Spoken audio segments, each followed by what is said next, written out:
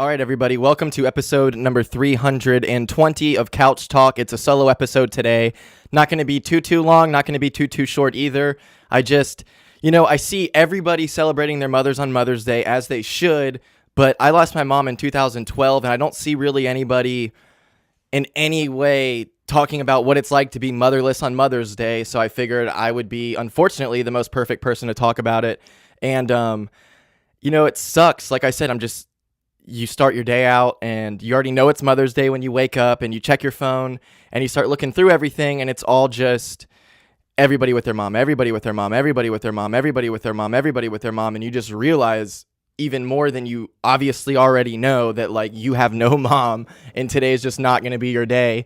And I actually saw John Heffron, the comedian, his mom passed away. The one thing that I saw, and it actually made me and it made me cry and everything, his mom gave him some weird like rock thing or something. I don't know what it was. And it just said like, I will always be with you.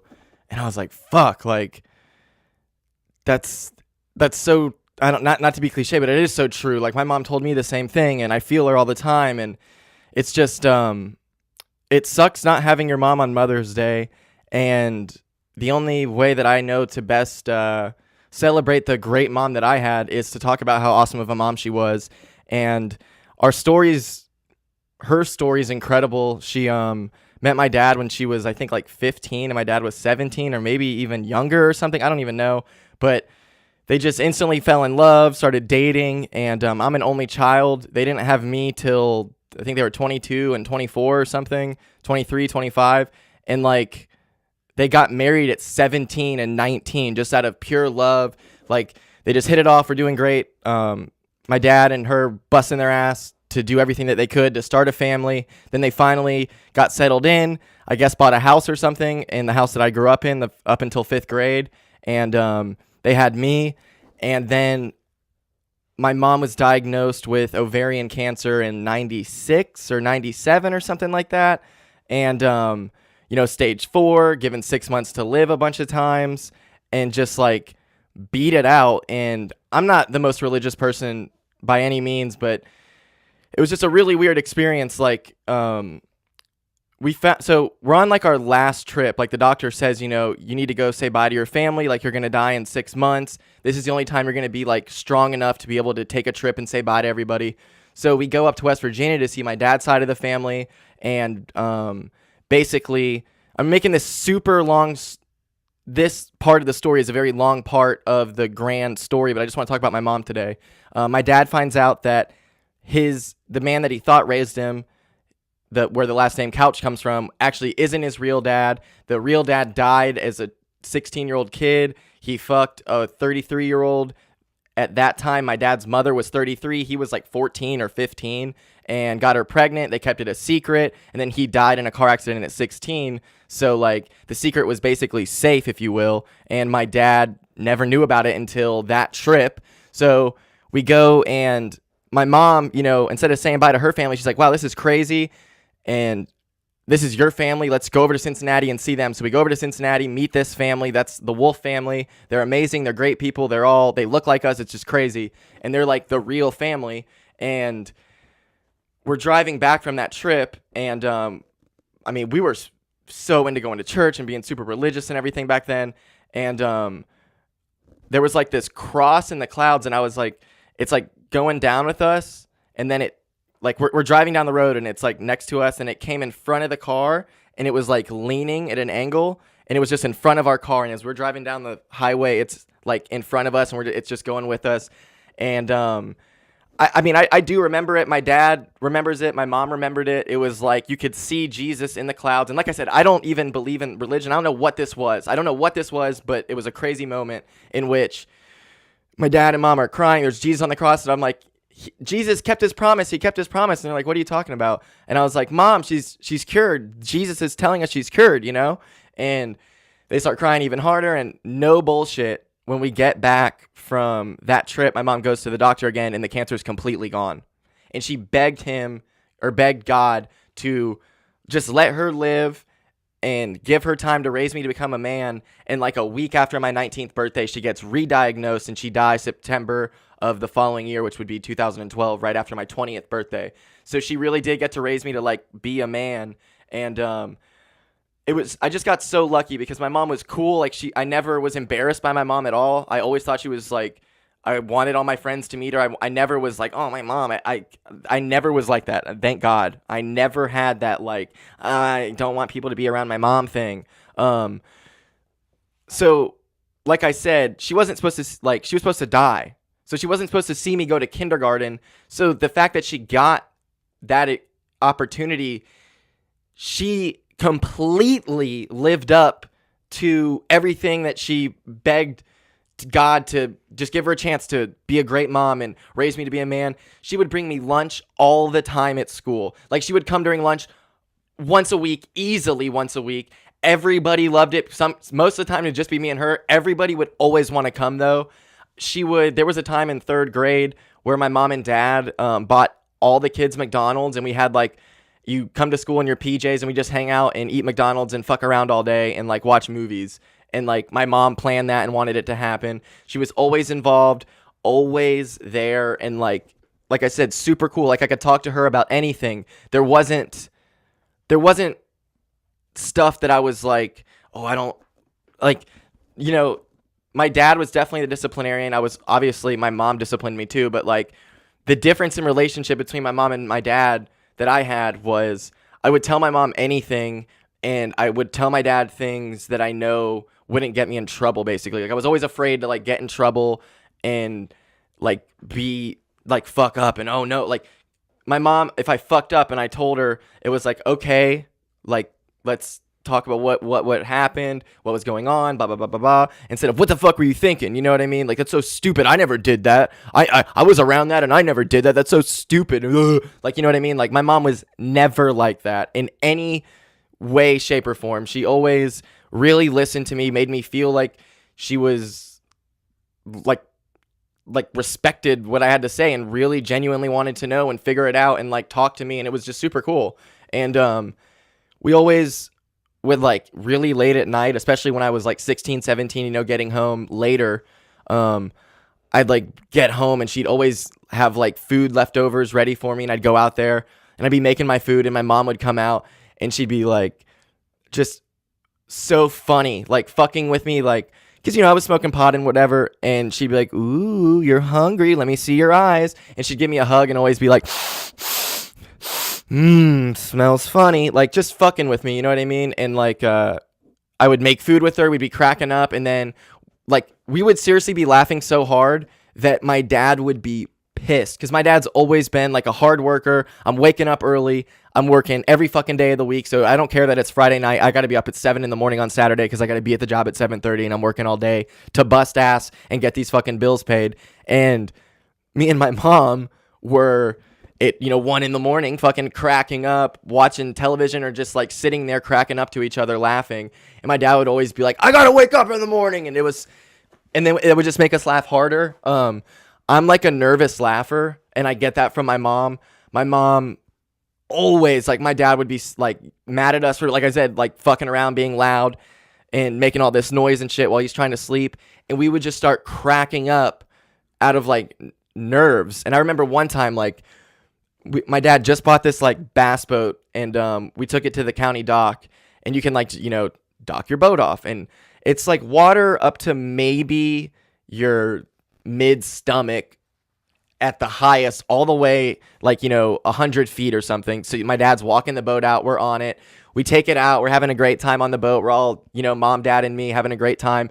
And then we got I think it like ran out of gas or something, and my dad gets out and is like swimming it back, and really walking it back, and because it's that shallow at this point. And he had just like blown his knees out and everything. My dad had blown out both of his ACLs, and I think an MCL and one of the other ones too. And so his knees like pretty fragile, and he just steps in this huge fucking hole as he's like walking the boat back, and he just falls in, and he's like, ow, and it fucking hurt his knee so bad. And me and my mom were cracking up. It was funny, but it was mostly just like nerves. Like, oh my, like for whatever reason, I got that from my mom. It sucks. Like me and Claire Stare, if we get in like a serious talk or something, I'll just start laughing, and it just like It's not. It doesn't play that well. But I can't help it. It's like I literally can't help it. I just laugh. Like I get nervous and I laugh. And my mom was the same way, and I love it. I'm sorry. I love that I inherited that from her. Because another example, I think I've told this story before. I was like, I don't know, I was like 8 years old or something, 9 years old.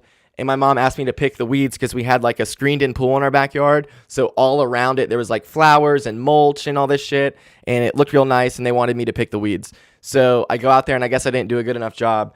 And my mom was like, I looked over the work, like it doesn't look good at all. And I was like, well, why don't you do it then? And she was like, what? What did you say to me? And I was like, well, why don't you do it? You're complaining about it. Why don't you just do it? And she like, okay, it's time to discipline me. So she's going to hit me with the belt. And like, I'm like, okay, I stand there. I'm leaning over the bed, and I'm like turning around. I look at my mom, and she's like standing, trying to see how she should be like angled and standing to swing it and everything. And we both just looked at each other, and she's already about to start laughing, and we started fucking cracking up. Like we laughed so fucking hard, and it wasn't like laughing and everything's okay now, you're not in trouble. It was like out of pure nerves for both of us. We're cracking the fuck up. And she's like, just wait till your dad gets home. Just wait till your fucking, well, she didn't say wait till your fucking dad gets home. But she's like, just wait till your dad gets home. He'll do this. And I'm just like cracking up. She's cracking up, but I'm like, oh fuck. And then my dad came home, and he was like hitting me. And I remember my mom jumped in front of it at one point. And it's always the weirdest when you're getting spanked because you have to pee so fucking bad. Like that weird, oh, I had the mic turned the wrong way that whole time. That weird feeling of like you have to pee. Excuse me. Wow, I think I just realized that I had the microphone. I was talking into the back of it for like the all of that. So that might sound a little bit weird. I don't know. But it just, I don't know. I got really blessed. Like I have an awesome mom, and it really pains me when I see other people. Like one of my ex-girlfriends, her mom is the absolute worst in terms of being a mother, is what you think being a good mom is. Whatever that means to you, she's not that. And I was really fucked up one night, and I went off on her so hard. I was like, my mom's like fighting for her life, or it was either right after my mom died or she was about to. And I was just like, and you're this, like, that is the worst me. When I see all these, oh man, there's so many. I saw one of my friends, I saw his baby mama all strung out walking down Bay Meadows Road the other day with some weird fucking dude. And I was like, she has a fucking kid. Like, that sucks so bad. That, like, the kids out there, I know another mom who's super strung out, posting pictures like she's this great mom. I know another mom who moved away from the state, never fucking ever, like, visits. I know the dad very well, tells me everything. And it's like posting pictures all the time of, like, I think the last time maybe she's, I don't know. I'm not trying to be too specific, but it's like, trying to act like you're like being a mom. You're not even fucking there at all. In no way at all are you there. And that just is a big pet peeve for me. Like, Zephyr Hill's water break, excuse me. Yeah. That's just, seeing bad moms really gets to me. That one like really fucking gets to me hard. But I'm trying to think of like, I mean, my mom just did so much cool stuff. Like, I really got so lucky. My mom also, because my dad worked so hard, she was a stay-at-home mom. So, like, over summer, all the other kids from the baseball team, like, she would babysit, like, 7 fucking kids every day. And they'd come over, and she'd take care of all of us. We'd be fucking around, playing outside all day. Drinks and food, always. It was just, like, I never was embarrassed of my mom at any point in my life. I always felt so lucky to have her. It was just, like, the coolest thing ever. Like, I got so lucky to have... I would do anything just for, like, Claire to meet my mom. Just for my mom to still be here and be able to come on my podcast. And just, like, it sucks so bad that she's gone. And then on days like this, it always sucks. But on days like this, it sucks so much more because, like, you see it. And it's amplified and highlighted. And it's everywhere. It's in your face. It's moms everywhere. Excuse me.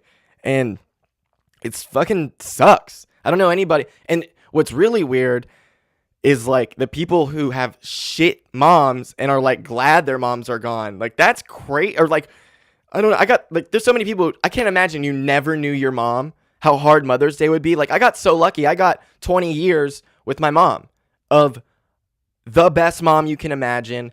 Ask anybody that I went to school with. I would always have people over and they would hang out with my mom. Like my ex-girlfriends would fucking hang out with my mom. Like they'd come over and hang out with my mom. I would hang out with my friends. They'd stay and hang out with my mom because she was just like that fucking awesome. Her funeral was bigger than, like, if I died right now, I know for a fact it would not be as big of a funeral as my mom had. Everybody loved her. There was people, and everywhere she went, everybody loved her. And I'm not even being that cliche way. Like, truly, everybody loved her. She was super fucking awesome. She was a beautiful woman. She was just so awesome. This just popped into my head, like, of a classic, like, my mom being a sweet person. We were sitting at San Jose. I think we're about to go to Game Force, maybe, or we were driving back home. Either way, we're sitting on San Jose at the red light at the intersection of Crown Point and San Jose, and we are going north. And the light turns green to take a left turn, and there's no cars on the road, like literally at all. And the light turns green to take a left turn, but we're going straight, and she sees that turn green, so she just goes. And she goes through the intersection, and like halfway through the intersection, she realizes she's running a red light, and she like, I keep turning the mic around for some reason, but she sees that she's running a red light, and she fucking like starts crying, and she's like, oh my, please don't think that you can run red lights, like I'm so sorry, like we could have just died. And there's like no cars around. She was just like so like conscious of the impact she had on me. She was always aware of what she was doing. She was never slipping. I never saw my mom being like sloppy as fuck or anything like that. Like, she did an awesome job of being the prototypical mom to me. And I got so lucky to have that. And like I said, I can't imagine like how hard Mother's Day would be if you never had your mom, or if your mom sucked, or if your mom's out there strung out right now being like a prostitute or whatever. Like, that's a reality. And I just, like I said, I'm very lucky. At the same time, it fucking sucks a million trillion dicks every day. And on days like this, it sucks a trillion, zillion, billion, dillion dicks. Dillion. Because not that you want to, like, I don't see that and go, oh, I wish I had my mom here so I could post a picture. It's literally like you see your mom and everybody else. And it fucking sucks. I went, though, today, like, my day sucked. I was laying in bed all day being a mope, sitting there feeling sorry for myself. And Claire was doing her thing with her family. And Claire went to Marshall's, and I was like, can I come to Marshall's? And I just went with her to Marshall's, and then we sat in my car for like an hour and just talked, and went to Panera Bread, and she bought me a cookie and one of those like with the M&Ms in it. She bought me an M&M cookie, which from Panera is fucking delicious and amazing, and I cannot wait to eat it tonight while watching Game of Thrones. And I'll get into that as well. Not Game of Thrones, but where I'm going and the impact that it's going to have, and I think it's really going to make me feel better. It'll make me feel sad, but also good in a way. I also cried today. The band Movements, I don't know what it is. They're so fucking good, but their music today like made me cry.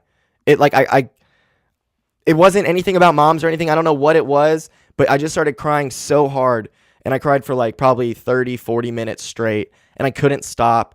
And I felt so much better after that. Like I felt so much better. I still felt like shit, but like I felt better than a million pounds of shit. I only felt like just maybe a pound of shit at that point. And or I guess I'm 140 pounds. I felt like 140 pounds of shit instead of a million pounds. But me and Claire hung out. It was really nice just to like I love that girl so much, and the way she makes me feel, no, it's always better. She never makes me feel worse ever. It's crazy. Zephyr Hills water break.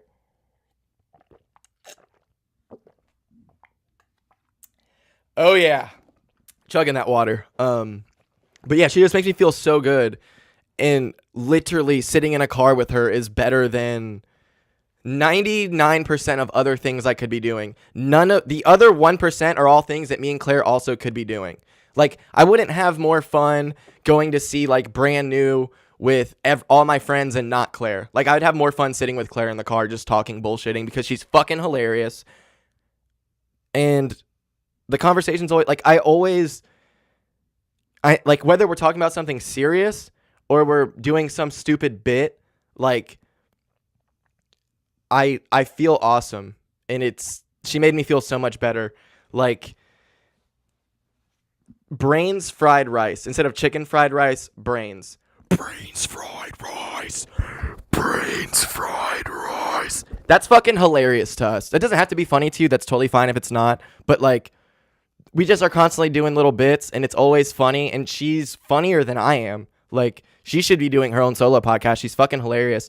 She was telling me a story about how she was watching this dog, Buddy, and she was in the house going, but Buddy in the Jets, like singing that song, and this like kid was home the entire time she was doing it, because I guess today when she was leaving the dog she was walking, she was like, the dog's name was Bella, and she's like, bye, Bella, I love you, Bella, I love you, like leaving. And the person had just walked inside the house while Claire was like dancing around singing that.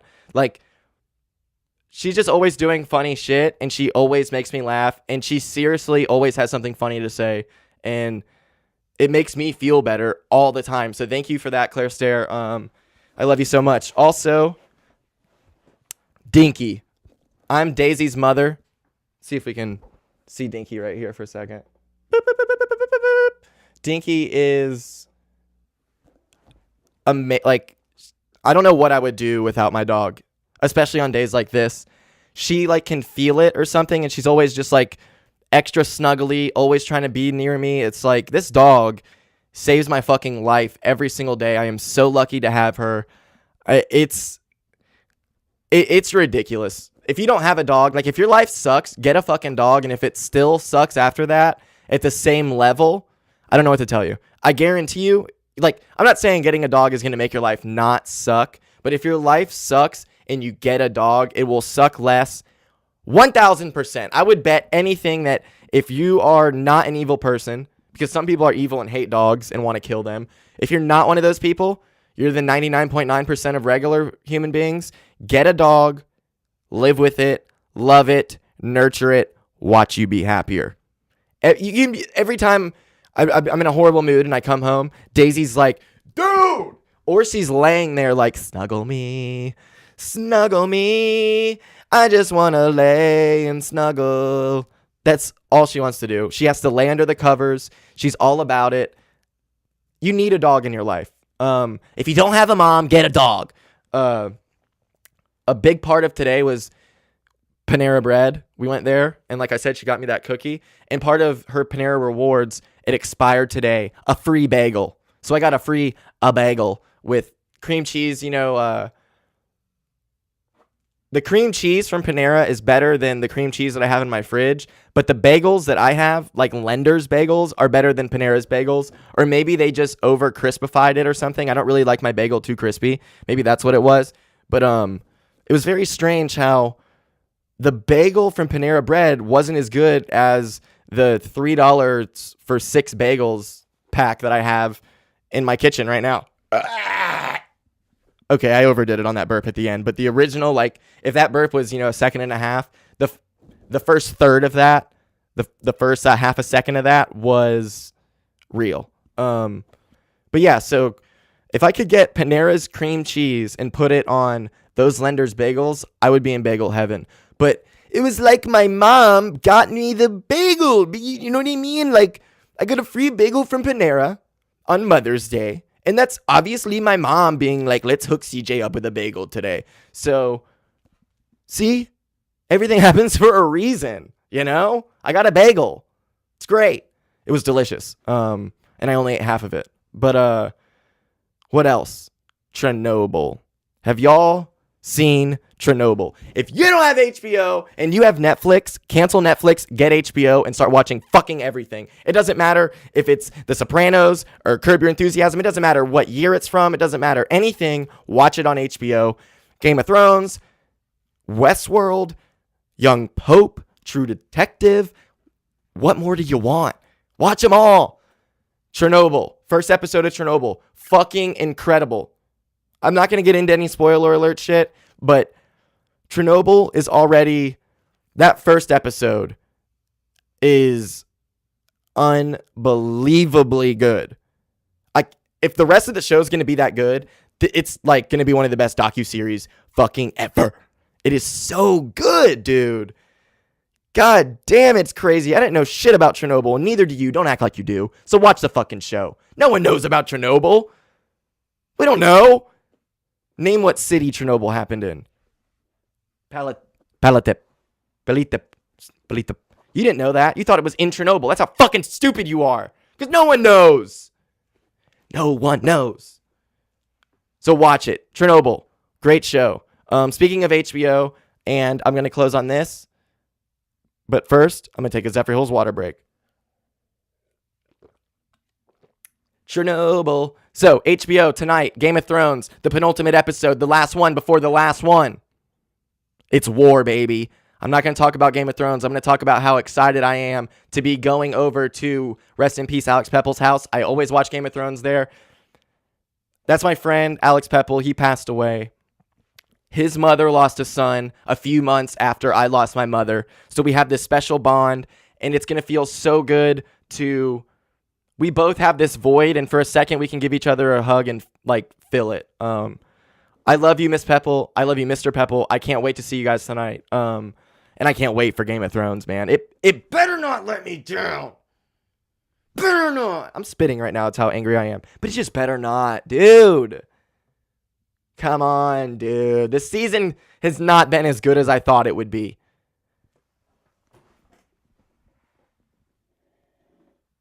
You don't do that tonight, Game of Thrones. You don't do that to me tonight. I need worth. I need answers. I need a good episode. Come on. What happened? We had so many good episodes. Hard Home. There's so many. Not this season. No, I mean, even the battle war, even the Night King war. I don't want to spoil anything. Even the Night King shit. The battle for Winterfell. I think the reason that I'm so disappointed in it is because of Cast of Thrones and I'm so close and I'm nitpicking and and bad war strategy and there's a lot of holes in it. But I think in hindsight it's going to be a lot better than I, originally looked at it. Very excited for Game of Thrones tonight. I don't know when Chernobyl's, episode 2 of that docuseries comes out. I hope it's tonight. I love everybody. I love you, Mom. I miss you so much. Days like this are extra hard, but what are you going to do? I feel so much better right now. Thank God for podcasting. I go to my psychiatrist tomorrow, at 8 a.m. Whoop, whoop. First time seeing a psychiatrist. First time, yeah, and I did it all by myself. Went by myself. Got really scared, but I went by myself. Didn't intake. I didn't meet my psychiatrist yet. Very excited. It's way, way, way on the other side of town, and I can't wait to drive all the way there at 8 a.m. and fight downtown traffic. It's going to be awesome. But I'll talk to you about that probably tomorrow. We will see. Either way, we're coming up on 29 minutes here. I'm not going to keep going much longer. I got nothing else to say. Just, if you don't have a mom, I'm sorry. I know it sucks. And if you want to talk to somebody, reach out to me. You can email me to cjcouchtalk@gmail.com. You can DM me on Instagram. It is @cjcouchtalk. And, let me know how you're feeling. Comment on this on YouTube, whatever the fuck. I really do love you, Mom. No, I love you too for listening and watching and all that shit. But I just, I know it sucks. And I know it's weird to talk to the people around you.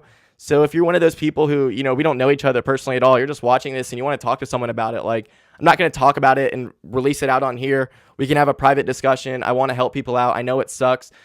I don't know how exactly I could help people out. I'm trying to help myself, but that's the whole point of it. Maybe we can just try to figure out what we're all feeling and try to figure out the best way to get over those feelings. You know what I mean? I think nobody's going to figure out anything on their own as good as they could with the help from others, you know? So, patreon.com/CJ Couch Talk if you'd like to help support the show. As I said before, if you have any questions, comments, insults, or would like to be a guest, it is cjcouchtalk@gmail.com, or you can DM me on Instagram. It is @CJCouchTalk. That is C is in Christ, J is in Jesus, C is in Christ, O is in ostrich, U is in uranium, C is in Christ, H is in horses, T is in tantalizing, A is in ass, L is in labia, K is in kaboom @gmail.com. Freudian slip. I can't ever spell CJ Couch Talk with C is in without ending it in @gmail.com, because for the first 100 episodes of me doing that, I was only giving out my email. That was before I got the Instagram and before I fucking, what else? Oh, Patreon. So Freudian slip there, but it's just the way it is. I really love you so much, and I really appreciate you taking the time to watch this, whatever, or if you're listening to it. Sorry I haven't given an audio episode in a while. I've just been down in the fucking dumps, dude. My mom's birthday's in April, and then Mother's Day is right around the corner from that. It fucking sucks dicks. So I'm going to snuggle with my dog and then head over to the Pepples. I'll probably try to release this, but like I got to do it really quick because I got to fucking go. So that's it. I love you so much, and I will talk to you later. Bye. Love you, Mom.